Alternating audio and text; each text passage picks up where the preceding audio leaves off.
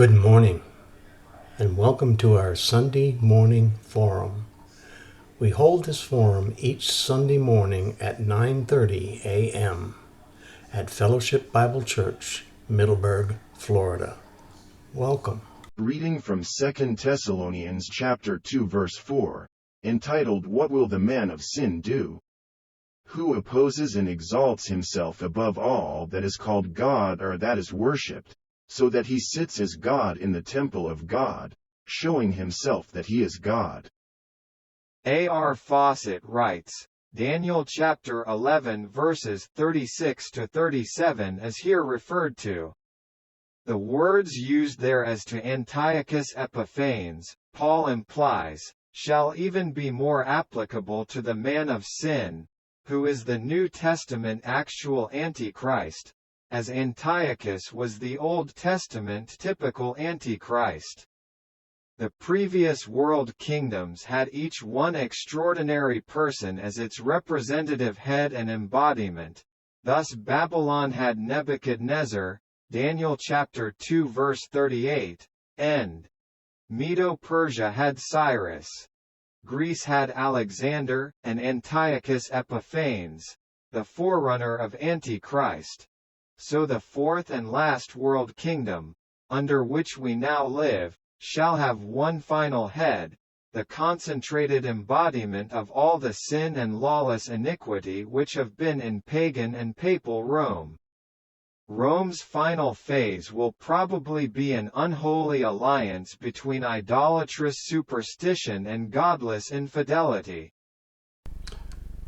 Let's carry on from verse 3 and study the phrase found in verse 4a.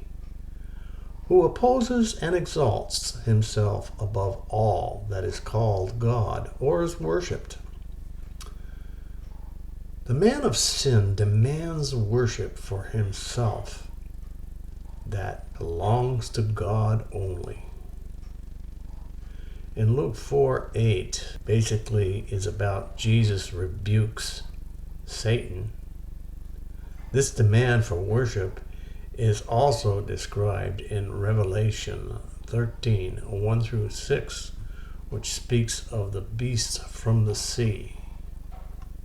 Clark writes, he stands against and exalts himself above all divine authority and above every object of adoration and every institution relative to divine worship. Understanding the strength and breadth of this statement shows us that saying that the Antichrist is the Pope is far too simplistic. He will sponsor a religion that does not tolerate the worship of anyone except himself. The apostate Roman Catholic Church may be part of this end-times religion, but it will not encompass it. Notice that the meaning of these words cannot by any probability be fulfilled by anyone who, as the Pope, creates objects of worship, and thus, by inference, merely makes himself greater than the objects which he creates.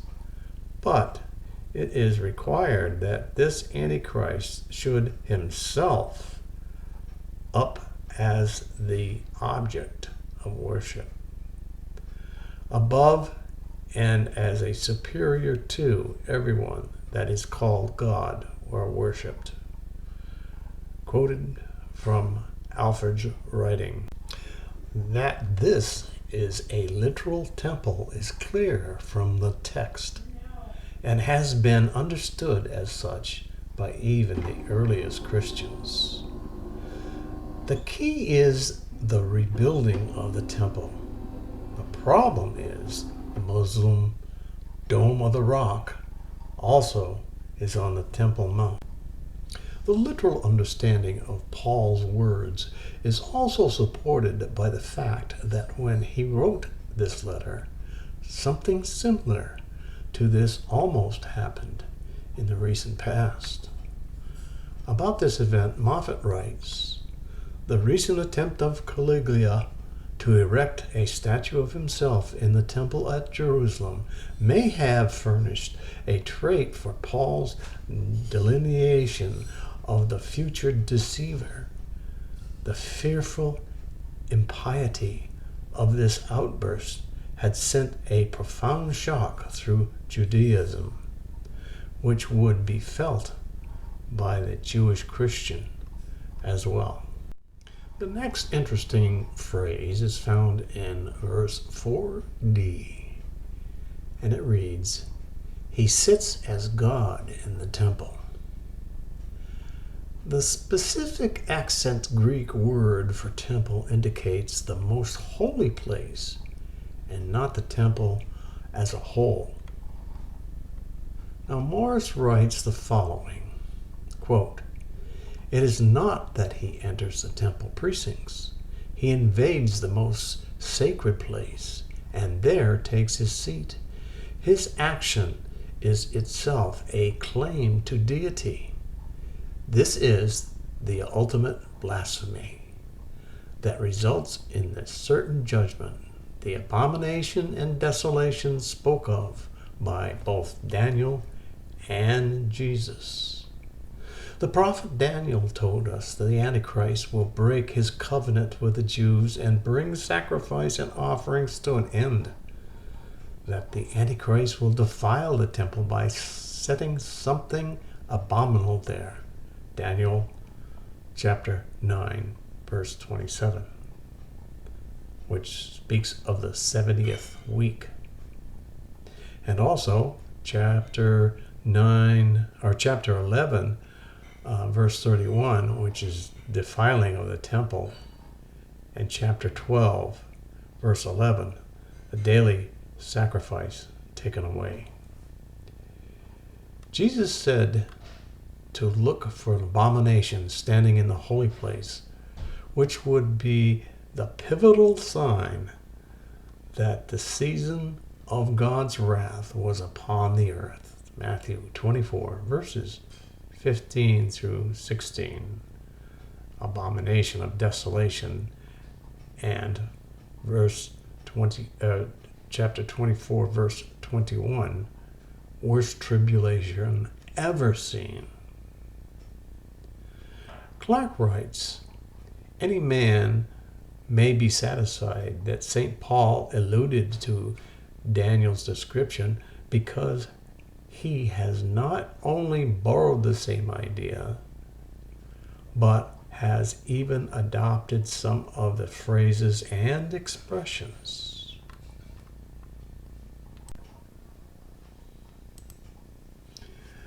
Verse 4e, and this phrase, showing himself that he is God. The man of sin is truly an antichrist. Satan has planned the career of the man of sin to mirror the ministry of Jesus. Both Jesus and the man of sin have a coming. 2 Thessalonians chapter 2, verse 1, and chapter 2, verse 9. Both Jesus and the man of sin are revealed. 2 Thessalonians chapter 1, verse 7, and chapter 2, verse 3. Both Jesus and the man of sin have a gospel. 2 Thessalonians 2, 10 through 11. Both Jesus and the man of sin have support for their claims by miraculous works. 2 Thessalonians 2, 9.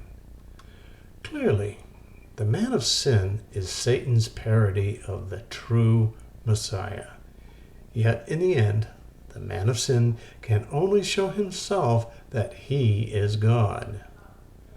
The coming of Jesus and the judgment of God will make it clear that the man of sin is not God at all. We have concluded this film segment of 2 Thessalonians chapter 2. In our next session, we will begin with 2 Thessalonians chapter 2, verses 5 through 8. entitled, What Restrains the Coming of the Man of Sin. I hope to see you then. If you found this film clip of value, please click thumbs up and follow me for the latest updates in these film clips. Thank you, and have a blessed day.